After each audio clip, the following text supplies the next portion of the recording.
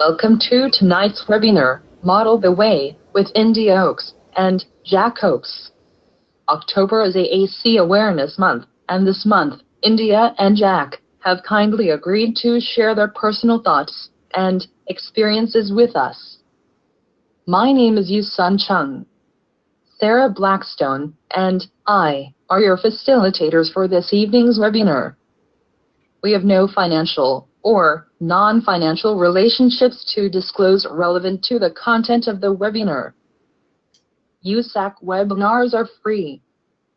They are co-sponsored by the U.S. Society for AAC, or PWUACC, the voice of AAC, in collaboration with ISAC, the International Society for AAC. We hope you will join PWUACC and show your support by going to www.ussaac.org/membership. Our new membership year begins January 1st, 2018. Renewals and requests to join will be available very soon. Thanks to PWUACC's Education and Ethics Committee and to Franklin Smith, Executive Director of ISAC, for making this webinar series possible. PWUACC is thrilled with the response to tonight's topic. We have over 50 people registered from all over the world. Now, let's cover some logistics. First of all, your microphones will be muted. You can ask questions by typing into the question box in the lower right-hand corner of your screen. Questions will be answered as time allows in the last segment of the webinar, and we may group together some questions that are similar. Also, questions that are not responded to during the webinar may be answered afterwards via email. We offer ASHA continuing education credits for our webinars. These are free to PWUACC and ISAC members as a member benefit, but non-PWUACC members pay $25. You can still get the CEUs. The ASHA CEU participant form and certificate of attendance can be found on the PWUACC website at www.usac.org. You must stay for the duration of the webinar in order to receive credit, and just so you know, our webinar platform lets us see who's on and for how long. Directions for submitting the completed form are on the website.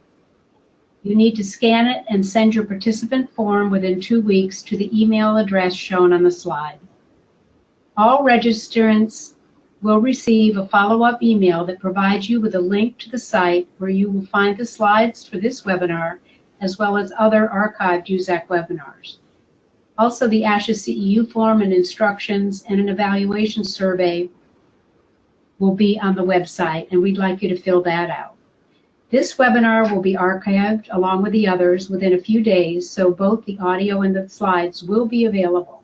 Please note that we are only able to offer CEUs for those who participate during the live broadcast. What will you learn? Participants will 1. Learn basic qualities of being a leader. 2. Consider how to be a leader wherever you are. 3. Learn about leadership at any age. We would also like to recognize our corporate and institutional members and our conference partners.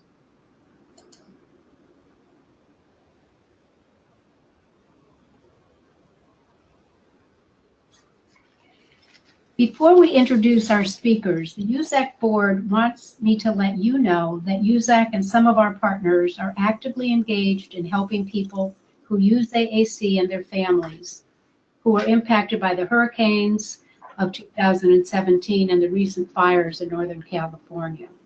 We're managing 2 websites shown on the slide. The sites focused on restoring access to communication tools and strategies. We're working with speech pathologists and other organizations on the ground, as well as AAC companies. Please help if you can. Recovery is slow and it's going to take many, many months and years in some cases. You can offer to help us spread the word and also donate.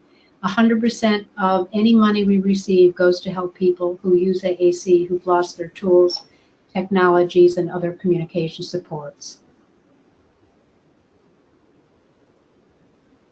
Let me introduce our speakers. India Oaks has been involved in advocacy issues for over 30 years. She currently works as a compliance officer with the U.S. federal government.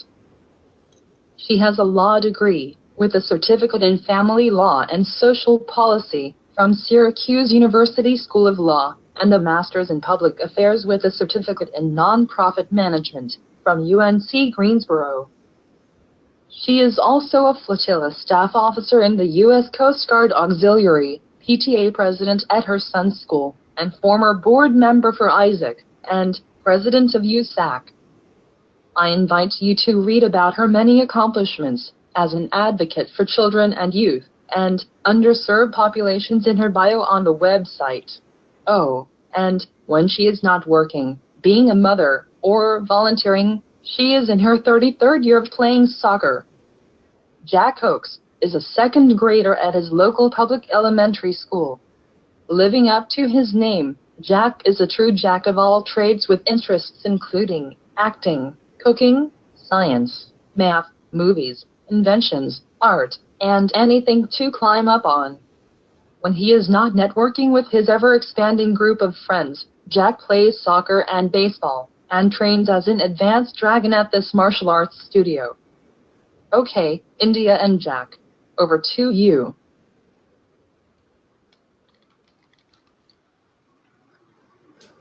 Thank you, and thank you again to everyone who has joined us tonight. Just as a quick summary of our session tonight, I am going to briefly go over some things that I personally see define leadership, and then Jack and I will jump into some real-life examples of the different ways we all can be leaders, or show leadership characteristics. So I just wanted to start with a quick definition of leadership. First, if we put this in a more employment-related context, I just wanted to give a gentle reminder that there is a difference between a leader and a manager. The reality is, almost anyone can take on the role of manager, and that you take on a role to oversee people who are doing specific tasks.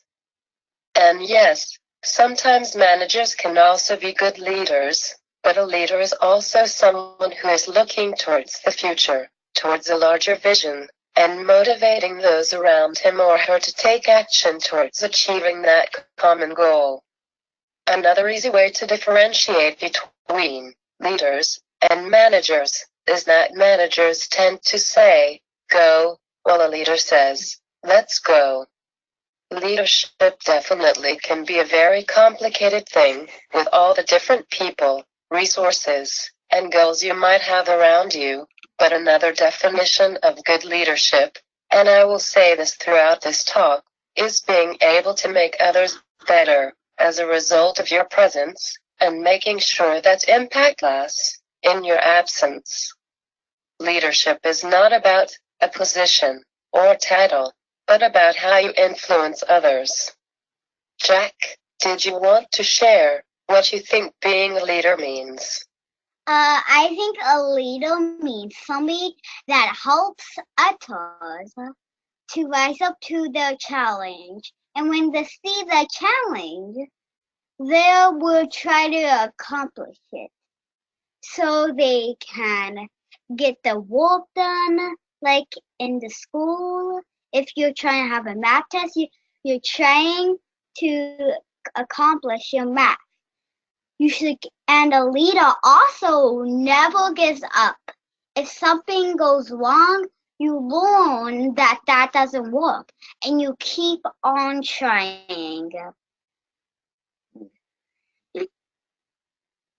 Thanks, Jack.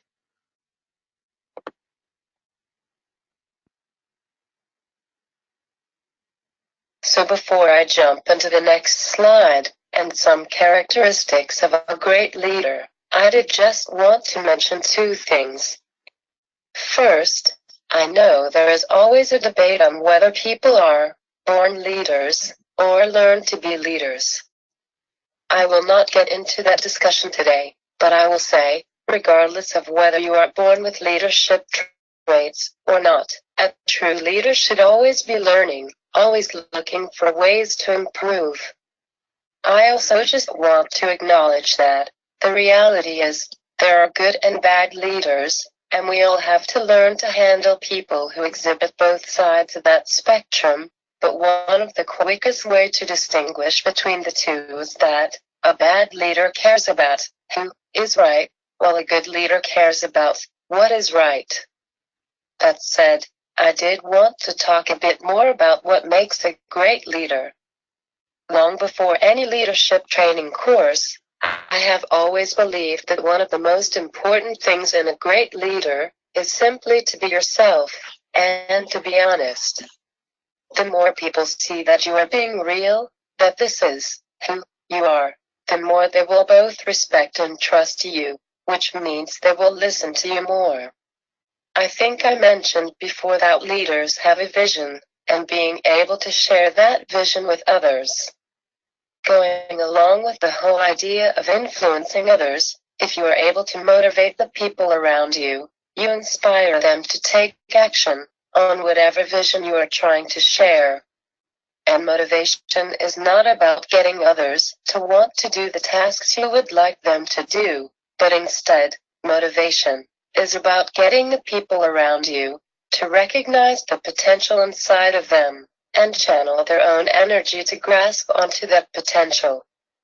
Being there for your team, for your group, is another important characteristic in defining a great leader.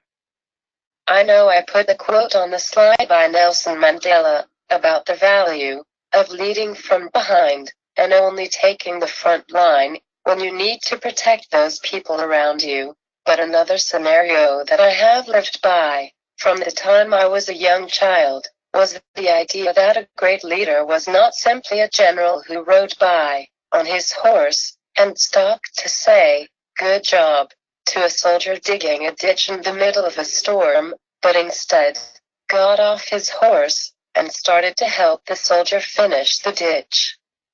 And that goes to the idea of empathy as well, or the psychological jargon of emotional intelligence, and that a leader is able to put themselves in the place of the rest of their team, understand their concerns, and help solve problems. A few years ago this was reinforced when I heard a quote by Theodore Roosevelt, when he said, "People will not care how much you know, until they know how much you care." And that transitions into being thorough as well, because there is nothing wrong with setting the bar high for everyone. But again, a great leader is able to see and understand any problem, and help the rest of the team get through those problems or concerns, in order to achieve those higher goals. And yes, a good leader is also able to be a good manager, but again, this goes back to the idea of being able to constantly change roles of being in front versus stepping back in order to guide the team through the whole process. Jumping to the last two characteristics, leaders also should be the ones to take risks that other people cannot or will not take. As long as I know I did the best I could, and that I have the ability to make things right again, I do not regret decisions that might result in mistakes, and I know I am always ready to take responsibility when taking those risks.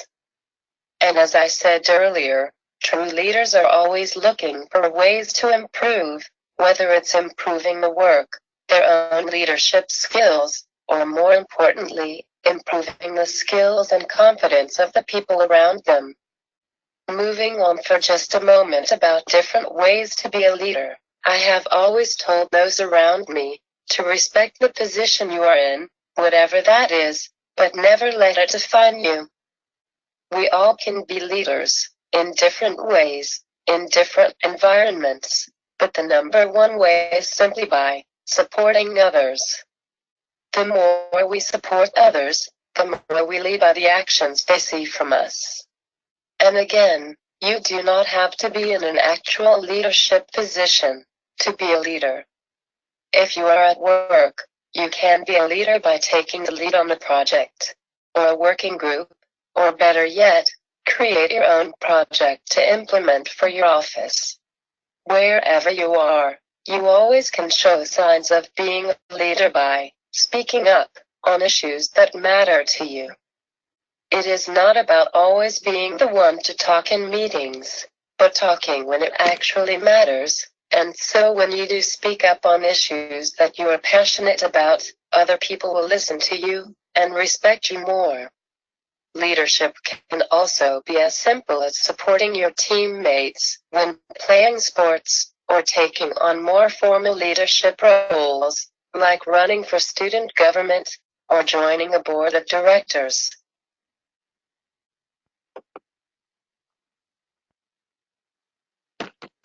Moving to the heart of today's talk, Jack and I wanted to share some real-life stories about leadership.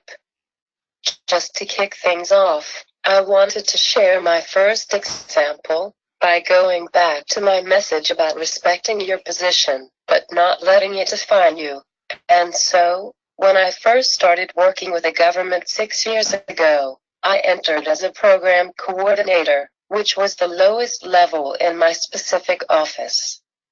A few months later, the bureau that my office is in wanted to start a work-life wellness committee, which would into the first committee in any bureau within my agency as a whole.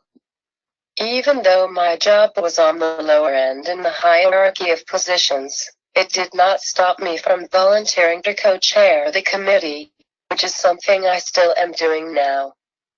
And so, regardless of where my actual job position might have been at any given time, having the opportunity to help chair the Work-Life Wellness Committee has allowed me to have interactions with more senior leadership throughout the whole agency, influencing changes in things like our telework policy, and helping to shape our committee so that it could be seen as a role model to the point where I helped make a training video on how to establish work-life wellness committees in other bureaus and posts. And one side story about telework that goes to using leadership skills when you can. When I first started my job, there was confusion about the bureau's telework policy in my specific office, and I quickly realized there was only so much voice I could have in terms of explaining the policy to my supervisor, given my position at the time. So I took advantage of my role on the committee and got my voice heard by helping to actually write the new telework policy. I will turn the floor over to Jack for a moment to share one of his stories about leadership. So one time in school that was in 2nd grade right now, we had to make a marshmallow a towel, and we did it in a lot of other grades. We forced you to have a plan. We didn't get a plan that much, but we'll keep on thinking. And then after we got a plan, we want to see who should be the leader. And I got to be the leader. So then we had to try to make the marshmallows and the noodles bigger. So we are finding ways like putting the marshmallows on the bottom so like it's easier to stand up. But the hard part was when after we got them to stick on the floor, then it was going to be the next hard part to combine them together and then put more on them. that's when it was getting a little hard. We didn't get it up, but it was keep on falling down. And our teacher was so nice. After we did the marshmallow tower, she put up the ones that fall down and measured. And no matter how much you can stick it onto the thing, so it can get bigger and bigger.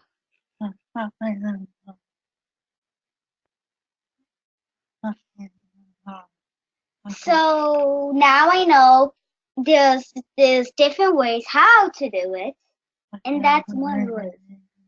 And so I can be the leader of my group to help build the marshmallow tower.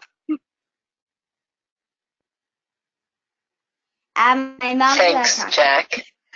You really are an example of how people can be leaders at any age, in any place, which leads me to a couple of other examples I wanted to share about taking on leadership roles at any age. I think advocacy, and speaking up on issues, is one of the biggest areas where you can see leaders emerge. And it was no joke when I was introduced as someone who had been involved in advocacy for over 30 years. I think the bar was already set high for me when I co-authored my first letter to the editor with my father when I was 5 years old, and I would continue to write letters to the editor on things like education and politics at ages 15, 20, and then in my 30s and 40s. Looking back, I am happy that I lost the first 13 elections in a row that I ran in, starting in 7th grade, since even if I did not get a so-called leadership position, I still ended up being in roles that gave me even more leadership power, such as Chief Legislative Director for my county student government when I was 16 and 17, which allowed me to testify at my state legislature, along with helping to draft bills that became laws. It also gave me the opportunity to mentor fellow students at the time, who might have been a bit more nervous at things like public speaking.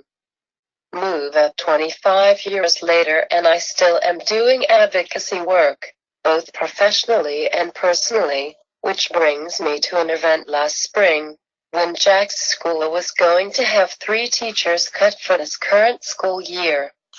Even though it was not clear if we had any chance of stopping the cuts, it still was a critical issue for the school that warranted speaking out on.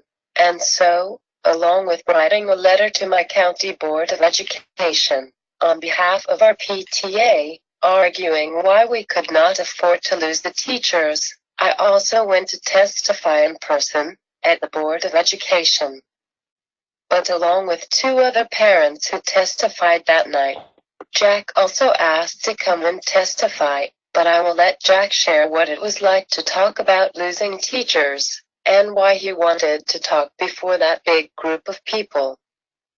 I want to talk about it, because then when my mom told me about it, I was really sad, because if they lose 3 teachers, that is a lot. A lot of the kids like the teachers. It could have been the teachers that lots of kids like. So I wanted to keep them there because they would be a good teachers. I said at that time, I burned a poster because I was this out of Hillsmere, and I was using the poster to express my happiness and my downness. So when I was telling them why they shouldn't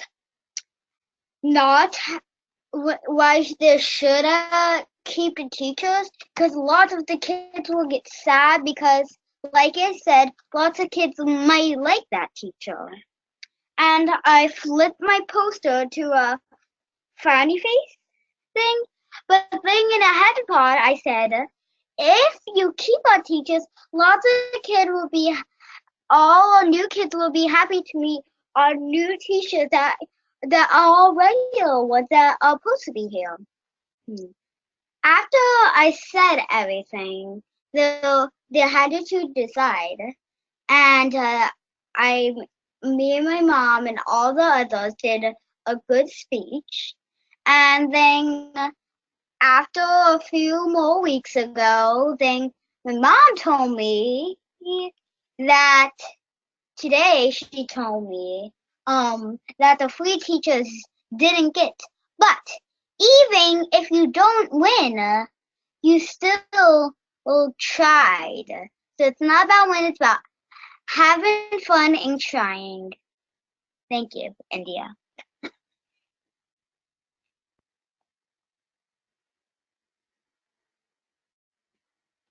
How did it make you feel talking there?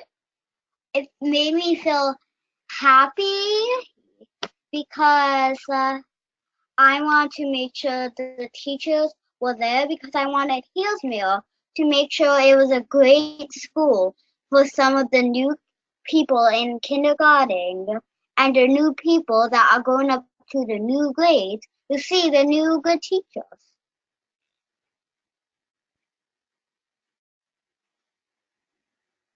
Carrying over from that last example, I also wanted to share about the impact being PTA president has had on both Jack and myself.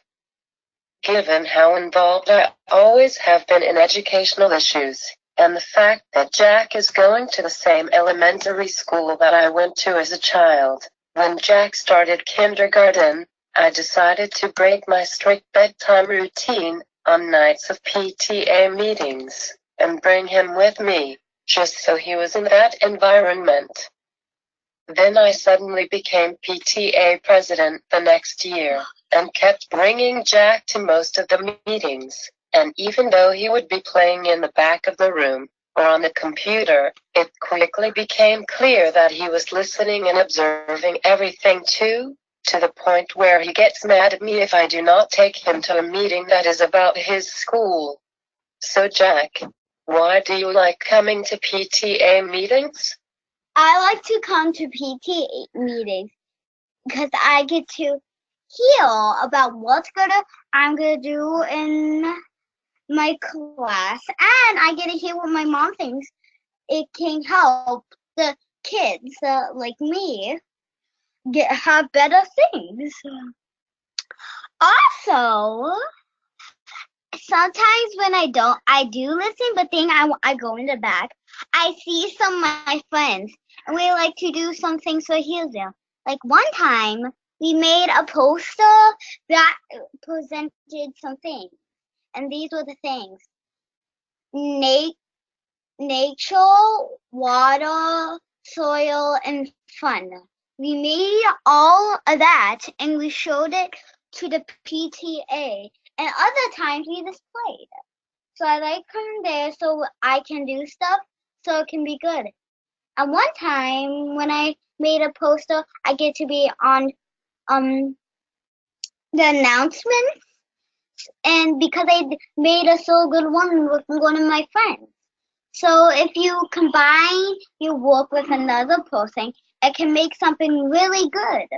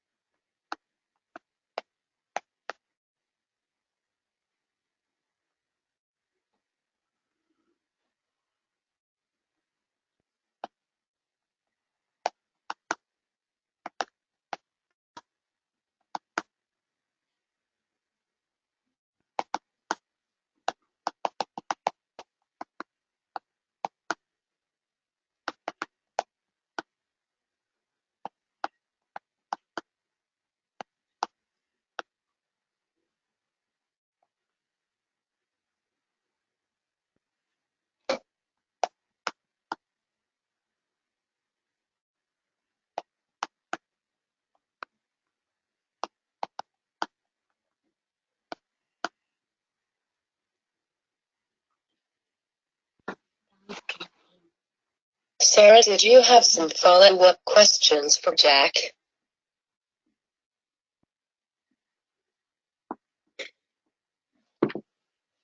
Okay. I do. I just got unmuted.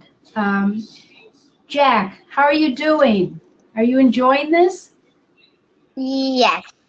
Good, you're doing great.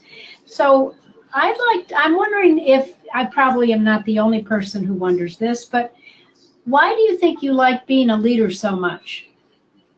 I like being a leader so much because I get to help others complete their dreams, or so they can get it done and working together. That's great. So you have karate, right? Are you a leader in the karate group? Yeah, when I was in a little dragon, when we were playing Jump the River, one time one of my friends was saying I couldn't do this round, and I told them, you can do it, you can do it. She tried jumping over it. She didn't accomplish it, but she tried. And that's what matters. Thing I thought I couldn't do because of the cartoon. Thing I tried and I accomplished it. So it doesn't matter if it looks hard. It matters if you want to do it or not. And if you try, that's great. That's terrific. And how about, do you let other people be a leader sometimes? Yes. I let my friend Ellie be a leader sometimes. And who is she? She is my friend, and she goes to here where we were in both of the classes and 4th grade, and we're best friends. And sometimes we like to work together when we have like playdates, kind of, and we like to do stuff together. And on the playground too. That's great. And what about at soccer? At soccer, we win a lot because we help each other and we have really good people. And we try to do it, and we like always win because we tried. And if you try, sometimes you might accomplish it, sometimes you might not, but it matters if you try. So Jack, have you watched your mom and how she does her leadership thing? What do you think about that? What does she do that you think is special? I think she does the special thing as when she's at the PTA, she likes to help the parents think of things that can make the kids have more fun and more experience of learning new things. And she likes to help others. She's really teaching you all about helping others, huh? What's your favorite thing to do for others? My favorite thing to do for others is help so they can accomplish it. Great. And when you were testifying at the Board of Education, you told us about that. How did you know what to say?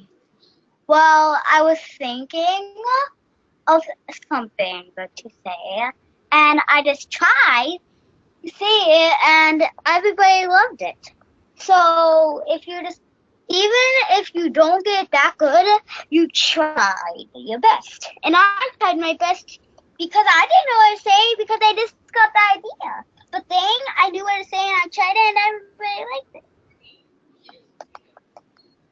You know, a lot of adults are afraid to talk in front of a big group. What would you say to them? I would say, you can do it. You're older than me. I know you can do it because if I can do it, you can do it. And like in the karate, I told my friend, you can jump over it. I will say the same thing except with the jump. You can talk in front of people. Like if you're in the stage and you're stage fright, you just try it and you might get it good. That's right. So how come you think So are all the kids like you, or are some kids nervous about being a leader? Well, I don't know that much, but I have lots of friends, and sometimes I see them be a leader. Right. What are you going to do when you grow up? Do you have any, are you thinking about a particular career or what you Yes, want? Go ahead. yeah, I'm thinking of doing lots of jobs so it can help the world do different things. Like if I want to do a car selling, I could help people get more cars so they can drive to places so they don't need to walk or go on a train or airplane to pay money. They just can use a car, and it will be on that kind of. So what do you think about politics? Do you think you could be president of the United States someday? Yeah, I've actually been thinking that. I was thinking if I be the president, I could make lots of good laws and so things. Yeah, sounds good to me. All right. Well, I'll bet you some of the people who are on this webinar might have some questions for you a bit later on. India, you got some other things going here? Yeah. Yes. Okay.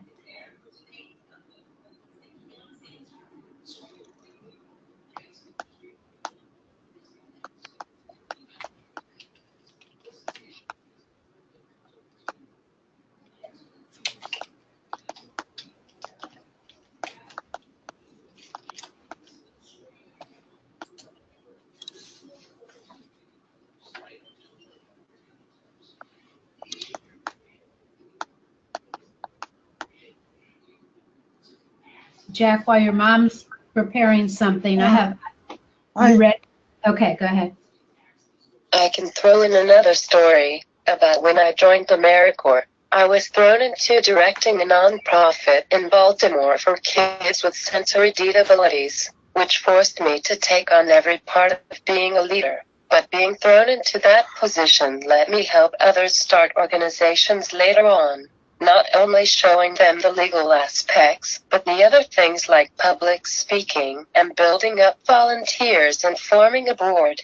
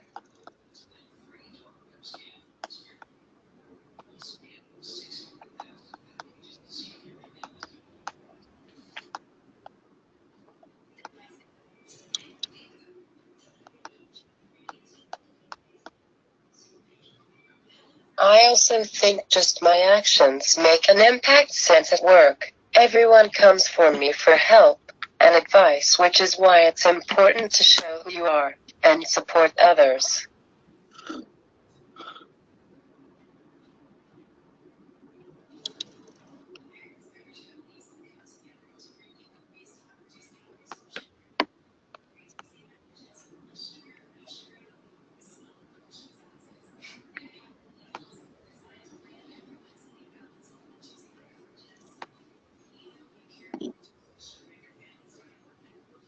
Sarah, did you want to finish what you started to say?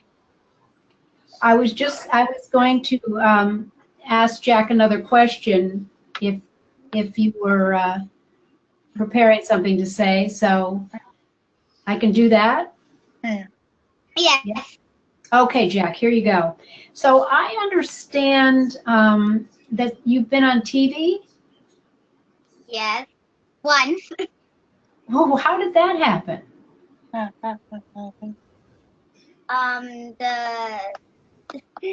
The place where I did the thing, where I was talking about how I didn't want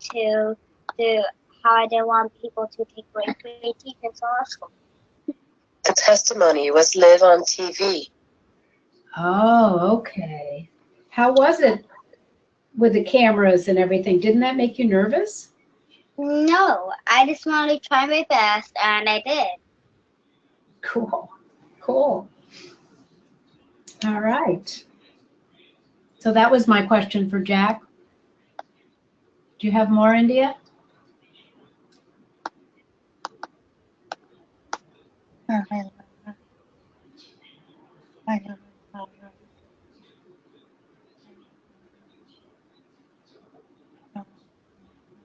One minute. Okay. And let me invite other people to start typing in their questions for India or Jack so that we can make sure they get addressed.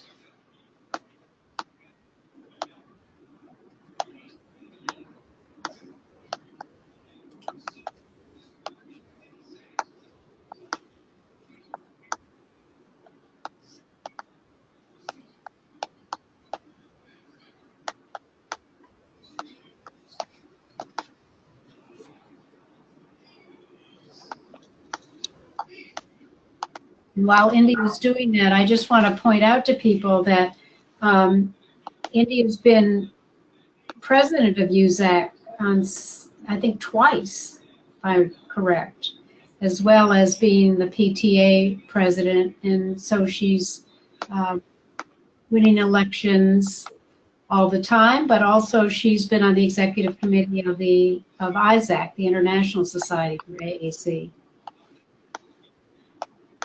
It's sad that my mom this is her last time of being the PTA president because this is on PTA president's current and my school only can be a PTA president for 2 years. For only 2 years, that's all. And this is her second year, so this is her last time for trying to be the PTA president. And when my kid maybe goes to maybe that school, I want to try to become the PTA president of the parents too, like my mom. Exactly. Great. Good model. You have a good model. Jack, there's a question from, go ahead. We do have a question for Jack. Are you ready for it, Jack? Yeah. Okay. One of the participants is wondering how you became so confident speaking to groups. You know what confidence? Yeah. Yeah, I know. So so I think when I was talking to groups, like in my marshmallow test, I was talking with my group to see how we were gonna accomplish it.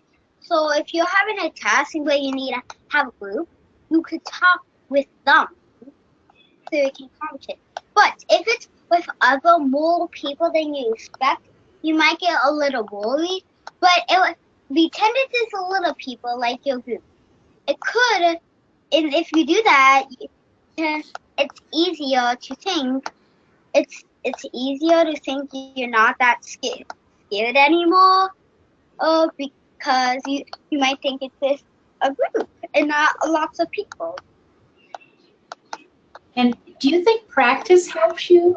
The more you talk to groups, the more comfortable you feel? Yes, I think so, because when you keep on practicing, the more you like it, the better you can get, and the more less afraid you get. That's a great point. And we have another question, which is, I don't know if you can answer this, Jack, because you're just in second grade, but how do you think it would be the best way to mentor students who are in college to help them become leaders. So these are people who are kind of grown up, but not quite. Yeah, so I think I could maybe, it will, when they're in rap, kind of, I think they can have some help with other people. So you could have partners, kind of, so you can learn new things, so that when you get into a leader, you got help to be a leader. And when our teachers teach us stuff, to teach us new things that we can use as a leader. So, and I will lead them to make sure they are doing well in school and they're doing well in their classes and helping them just in case if they have a problem that they need to fix. That's great. So you gave us some very specific suggestions there. That's great. And we have another question for you, Jack. Why do you think that more students don't become involved in the PTA and in making changes in their schools? Why do you think that so many kids don't get involved in the PTA? Well, I don't think they either. They don't know about it. Or if they do know about it, they just don't want to come because they might not think any fun, maybe. Or they need sleep, kind of. Or maybe they just don't want to do it because they don't want to come around people, because some people are afraid of people, let's say if it's in a classroom maybe, and they don't want to be around other parents maybe, and some kids, except the classmates that they know, maybe the friends. So a lot of different reasons, you think, huh? A lot of different reasons, yeah. Can India say something really quick? What did you say? To add on to all of that, personally, I do feel like I was born a leader, since it's just my instinct to step up to do things, whether it was class president in law school or at work. But I do think that whether you are born with that instinct or not, you still need the support from others to let you find that inner confidence, which is why I think it's important to put people in positions where they can be a leader and encourage them to take on that role, such as I did last year in Toronto when I made Jack a co-author with me at our workshop, so he knew he was equal. You can talk now. Go ahead, Jack.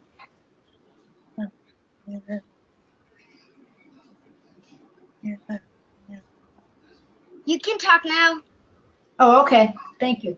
So I remember when you gave you and your mom gave a talk at the international conference, and you had a lot of people in the room, and you were much younger then, actually, a couple years younger, right? Just 1 year younger. 1 year younger. 6 Yes, years sir. old. So do you think you've learned something since the time you did that talk?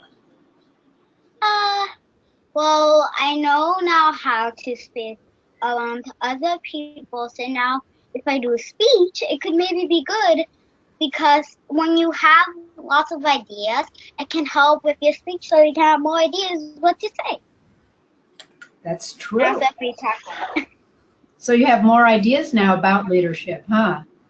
And about how to do public speaking. Is that what you're saying? Yep. Yeah, that's great. Now, I'm wondering if anybody else has a question.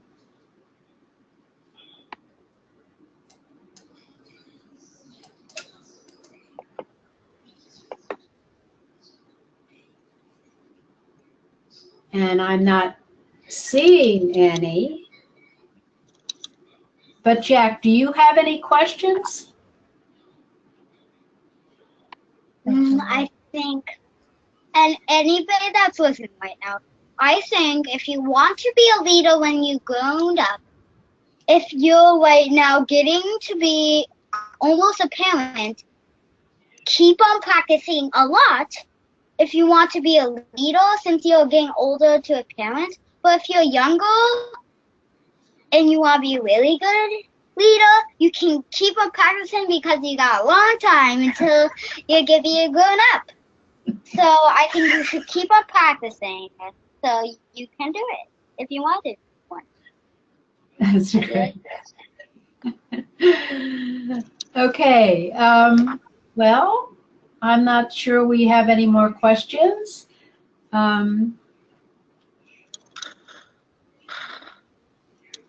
Last chance, folks. Well, I'm getting some people who are saying thank you to India and Jack. And it was a sweet tribute to leadership. So people are really appreciating your sharing what you've learned over so many years for India and are clearly learning well on the way if you're only 7 and you know more than most of us, Jack. Do I see one question?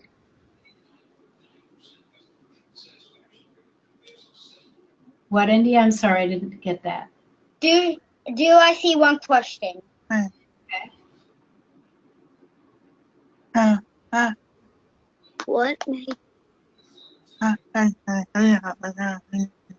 What makes what makes a parent a good leader? Well, I think a thing that my mom that makes a great leader is how she takes care of me and how she makes me friends. And your parents might have plans for you so you can have fun, and there could be a leader by helping you do maybe your homework and helping you going somewhere if you want to do something important. Yeah, I noticed that you're very, very active, and of course we know your mom is very, very active as well. And she put up on her Facebook page today a picture of you with a rose. Where were you then? I was in the night, and I was having some fun, and we were doing things together. We actually have another question. Can I ask it? Yeah. And I think this is probably for both of you, but one of our participants asked if you've ever doubt what you've gotten yourself into when you take on a new leadership role. I'm laughing because I think, you know, many of us feel that when we've taken on a new leadership role, we're a bit over our heads sometime. But what's your response to that? Do you understand it, Jack? If you take on a leadership role, are you ever doubting whether you can do it? One time in karate, I thought I couldn't do it. I couldn't jump over the river, like I said, I think, if you could hear me. And one time also in the Marshmallow Tower, too. So, even if you think you can't do it, you just think you can't do it for right now, but then you get your courage back, and then you can do it. That's great. And of course, you learn something about what it is when you're in that role, huh? Mm-hmm. Yeah. There are times where it gets difficult, and there is always drama, but I never regret taking it on. All right. Yeah, getting through the drama, huh? Great. All right. Last chance for a question. I guess we're good. So, Yusan, I guess we're ready for the letting you know, reminding you of what's coming. Go ahead. Okay. Thank you, Jack and India, for this informative hour. It truly reflects and celebrates the missions of PWUACC and Isaac, and AAC Awareness Month around the world. And thank you all for your participation this evening. Please complete the evaluation that you will find at www.isaac-online.org/English/news/webinar. You will also find the slides, CEU forms, and other USAC webinars already archived there. The archived video for this webinar will be available in a few days, and you will be sent a link to it. We are planning our 2018 webinars, so please fill out the survey. We are especially interested in your suggestions for future topics. USAC webinars will continue to be free for USAC and ISAC members in 2018. USAC is a chapter of ISAC. It is the only organization in the U.S. that represents all stakeholders groups who support communication access for people with complex communication needs. Please join USAC, and we hope to see you in Australia for the 2018 ISAC Biennial Conference. Over to you, Franklin. Thank you very much, Yusun. And on behalf of ISAC and behalf of USAC, I would extend an extremely hearty thank you to both India and Jack for an amazing presentation this evening. Thank you to Sarah. Thank you to Yusun. Thank you to the USAC organizing committee for making these wonderful webinars happen on behalf of USAC members and on behalf of ISAC members around the world. And yes, the Conference 2018 leadership team is very hard at work making sure that our conference next year is going to be a huge success. And you'll see on your screen that we are in fact planning on opening online registration very soon. So please keep your eyes open on social media, on the ISAC website, and on eBlasts, because this is going to be a conference not to be missed, and in a location that is certainly a one of a kind. So again, thank you very much for everyone this evening, and thank you all to all of you for being in attendance, and we wish you a great rest of your day, night, morning, wherever you happen to be around the world. Thank you.